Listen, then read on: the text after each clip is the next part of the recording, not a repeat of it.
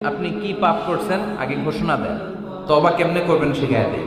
প্রথমে ঘোষণা, আল্লাহ আকাশের নিচে জামিনের উপরে আমার চেয়ে বড় পাপী কেউ নাই।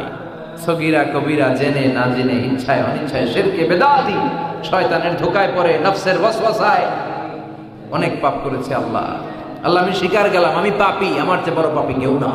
আল্লাহ চায় পাপ করলেই যেন আমরা আল্লাহর কাছে মাফ চাই। আল্লাহ মাফ করে দিতে বড্ড পছন্দ করে।